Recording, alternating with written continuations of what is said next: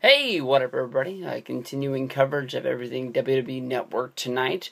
I was able to check out the WWE Rivalries. I'm not sure what you would call this, whether if it's episode 4 or episode 5 to you.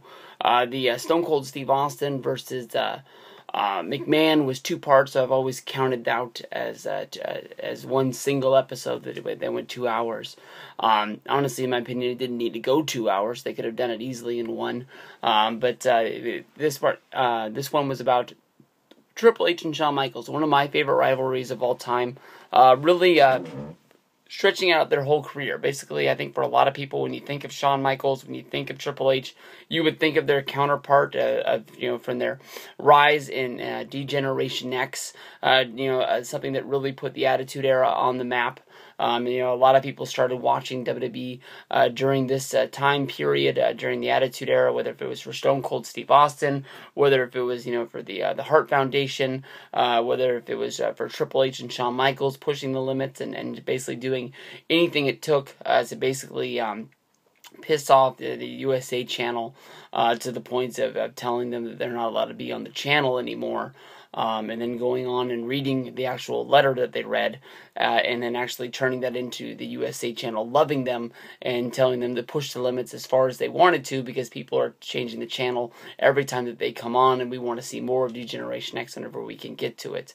They talked about when Triple H, as Terrorizing, made the jump to WWF from WCW. A lot of talk about that from the Triple H documentary DVD, where Triple H went to Eric Bischoff and said, that he wanted to work there. Triple H was going to be signed to a 2-year deal, sort of like a developmental, something to just sort of get him started and put him on the map.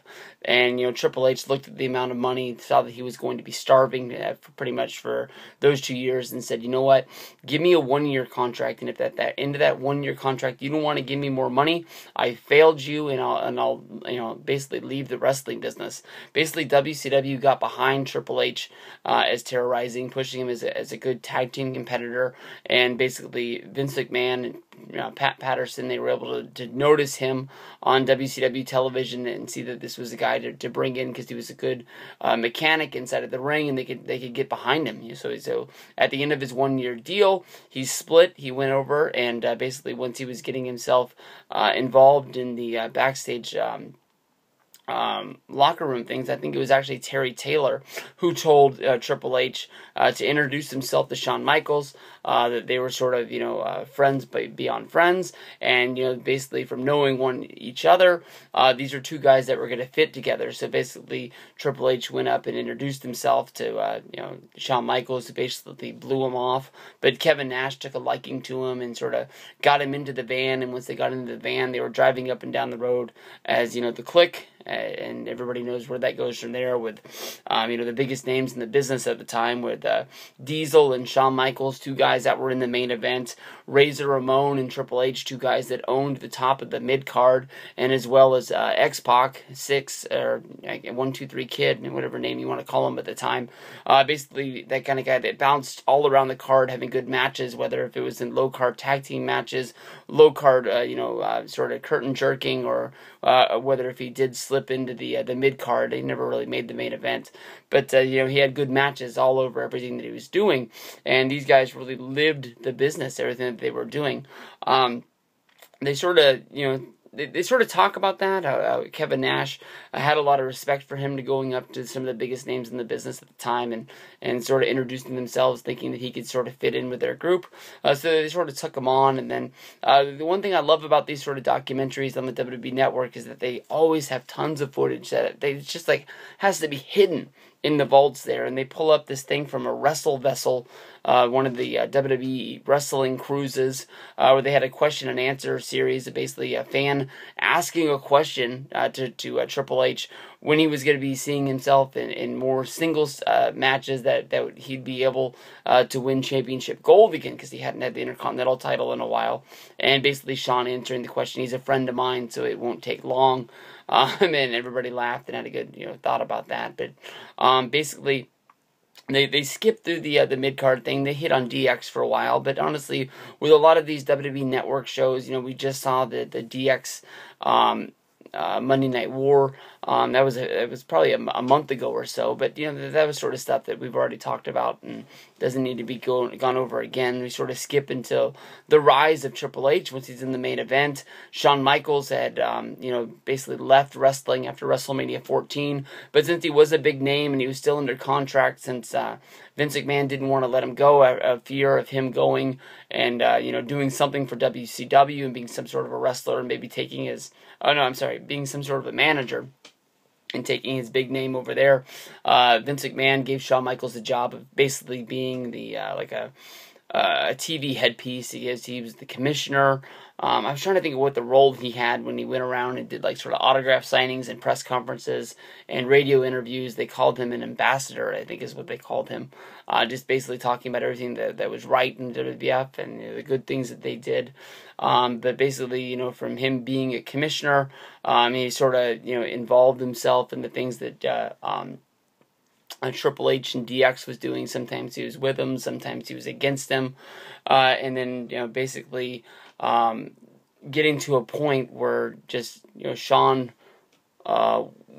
wasn't able to work. He was on an unprofessional basis where he was in the back and he was all pilled up and he was drooling, and basically all the guys were telling Vince McMahon on Shawn, basically saying that he was out of his wits and he wasn't going to be able to work that night, and just sort of tattletelling on the guy, but he deserved it. So it's not like, you see a passed out guy in the locker room, he shouldn't be saying something.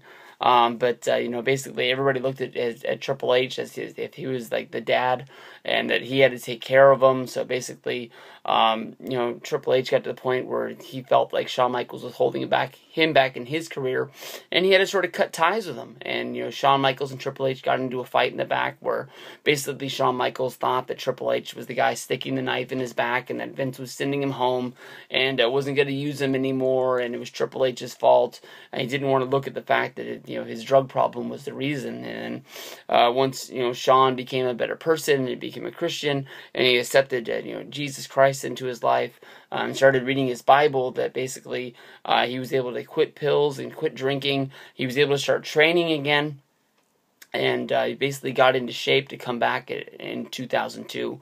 If you remember back in like 1999 and 2000, Shawn Michaels had a wrestling school. I always think about this when he tells these stories about this time in his life when basically he was just pilled out of his mind, and he wasn't able to even do interviews for Monday Night Raw. I always wonder about, Bryan Danielson, Lance Cade, and there was somebody else who went to the Shawn Michaels school. I know that Shawn Michaels was active in that school, that he also had other people that were doing the training, but, once, Shawn Michaels was able to, have actual wrestling shows, he had 2 matches on those shows. But how good of a trainer was Shawn? I have heard interviews with Bryan Daniel Bryan, talking about the school, and he's never said anything bad about it. But at this time of his life, Shawn was just pilled up all the time. So I don't know if he's covering for him or if he actually was a really good trainer. I've never seen anything one way or the other, but I always wonder. Shawn made his comeback at SummerSlam 2002. He wanted to just have one more match, and he had the match of his life, basically looking like he had never missed a step in the I can't remember how many years that would be. I'm going to guess 4 years is what I think it was. And basically, they stole the show, having this like 30-40 minute match in the middle of the card. It was non-sanctioned because they didn't want to believe that Shawn Michaels was going to be able to put up a fight against Triple H and he was going to kill him.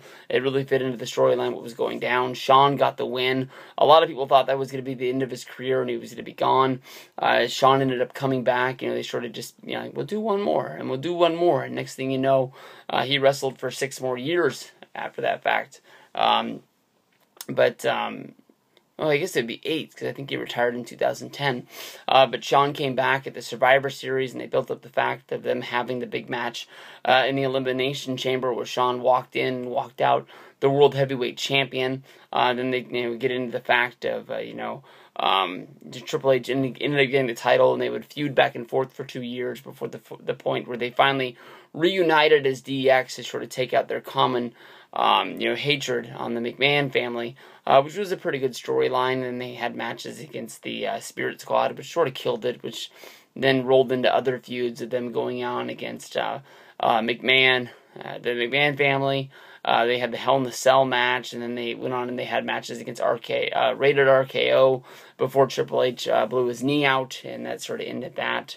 I can't remember what they did in 2010 to get them down. I think I can't remember anything. Were they tag team champions in 2000? I can't remember. I don't remember the end of them, honestly, that well. I know that they were reunited up until their dying days when Shawn Michaels went into that last feud with The Undertaker. I don't really think they were together on television. I think they did everything sort of separate. Triple H was going up against Sheamus at the time. Shawn Michaels was going up against The Undertaker in the Streak versus the Career match. But it was really good stuff there.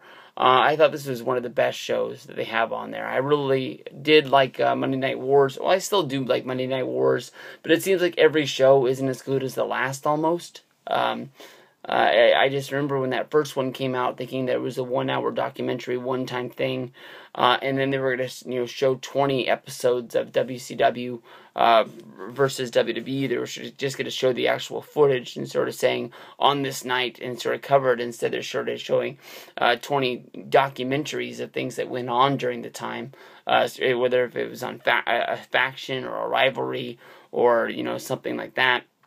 Like the one that I watched that I just reviewed called Celebrities was good stuff. But Rivalries really gets in depth. They got some new footage. They've got some old footage that you've never seen before. But this is sort of something that's getting into it. I don't know how many episodes it's going to be, whether if it's 12, 15, 24. But I really liked Austin vs. McMahon. I thought that basically the two-part episode could have been one. I think they stretched out a few things in there and made it a little bit too long. Flair versus Rose was dynamite. That was damn good. But Triple H versus Shawn, as far as being one of my favorite rivalries, I really like this show, and I really want you to go out of your way to check this out. WWE Network. Tonight is the last night of it being free for November. Tomorrow is December 1st. Of course, we're going to have the Austin versus McMahon live podcast after Monday Night Raw. That's going to be a good one. So that's sort of like the selling point to keep the WWE Network and pay the $9.99. You'll get the Austin podcast. You'll get to watch shows like Rivalries and Monday Night War. Of course, you'll get the TLC pay-per-view in a few weeks. So I think that's a great $9.99 and well spent. So we'll have to see what goes down with that. So peace out, everybody. I don't know if we got another video coming up after this, but night of WWE Network. You can't go wrong.